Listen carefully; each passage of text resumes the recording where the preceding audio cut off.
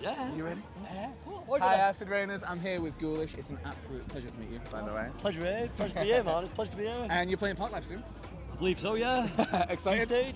Yeah, pretty nervous too. Yeah. Because, well, like we've just been talking about, got the new sound sort of like coming out, and it's been last year was like a good year for gigs, bit of a weird year for music, and now like everything's getting rolled out, and it's like, oh shit, it's all. How long have you been at it now?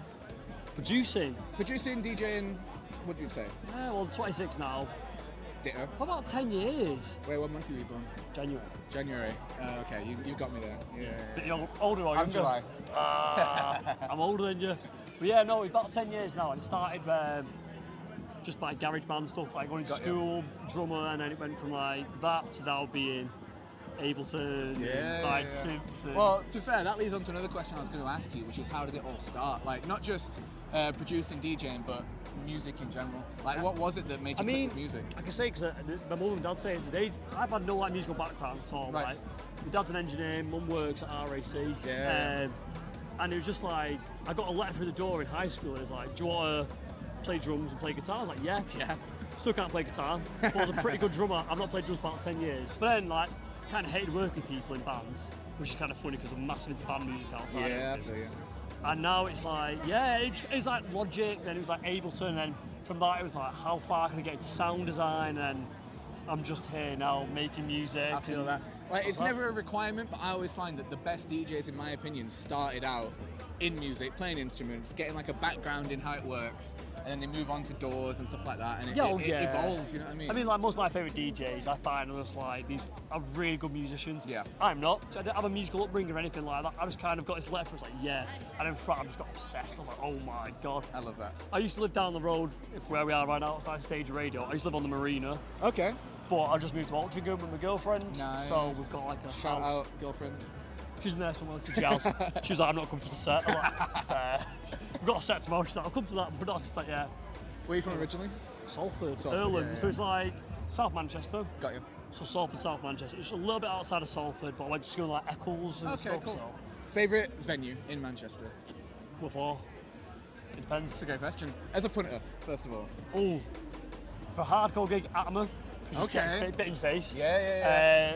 For like jazzy band stuff. Atma used to be Crack Gallery. Yeah. I went to Crack Gallery, but my mate said that they got kicked out, and after some of them behind us, like, so they got kicked out of Crack Gallery for being arseholes, but it's kind of funny. For like raving, White Hotel, it's like, everyone's like, oh, it's White Hotel, like.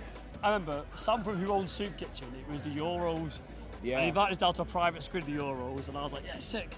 And he's like, been to the White Hotel? I was like, no, because lockdown has happened, and this time lockdown about 20. Drive to the White Hotel? I was like, yeah, go on then. He's like, we're going to be in a I was like, can't be arsed. Anyway, we rocked to the White Hotel, and 12 hours later. No, it wasn't 12 hours later, it was still like lockdown. It just had the sit down thing, so we was getting sangria brought to our table, whilst DJ Lister, who runs Youth and owns MO6B, was playing like pure drill. It was sick. Mate, and then from that I was like, this place is sick.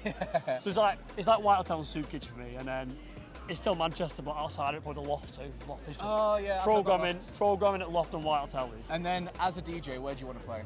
Where's the venue that you're desperate to White get Hotel. I know the promoters. You heard it here first. I know promoters. We don't book there. Fuck. So get him on, man. Get him on. I'll just be on. But White Hotel. It's kind of, I've been in a fortunate situation to say that I've played most of the places I've always wanted to play. Yeah. But there's a few things that I'd like to, like, pop-up shops and stuff, which I'm trying to work on right now. But need to build a name up a bit more. Like, my goal is that I do like a full like house and jazz day. Cool. Like a wine bar. It's so twatty, I know. But, no, I'm into it. Wine and cheese. But like, you hear that, like, you do that in the day, and then in the evening you do like a full like fuck off rave. Mate, tell me when, tell me where. Exactly. That's what I like, because I like a wine. But after like 2 bottles of wine, like 2 glasses of wine, so I've got 2 bottles. I'm like, let's get the beers out, let's get a fucking out. So. To be fair, well, we talked about gigs that you'd like to play. A gig that I am gutted that I missed. You and Skream back to back at Yes. How does that happen? Right, so my manager is Skream's manager. Right, okay. And me and Ollie's been like, it's weird to say that Ollie was a fanboy of me. Now obviously, it goes without saying, I'm a fanboy of Skream. Yeah. And what ended up happening was, I was just sending him tunes, and he's like, I'm playing Warehouse Project. And I'm like, can I come? He's like, yeah. And he's like, I'm going to play all these songs. And I'm like, fuck off. And he's on like the closing sets, so 3 till 4 a.m. Wow. I'm like, you're not going to play all these sets. And I'm absolutely hammered. And this when he was drinking. Me and him were hammered. We were like, "Argh." And I was going around Wales, probably being a nuisance. Shouting to everyone. And I get on the stage at Concourse, if you know Concourse, it's like 360 stage. I get on it and it's like, didn't realise I could make music like that, but here we are. And it's kind of evolved from that. Anyway, 27th of January, my birthday. And yes, Johnny Owens, yes, said, do you want to do a residency with us? I was like, okay.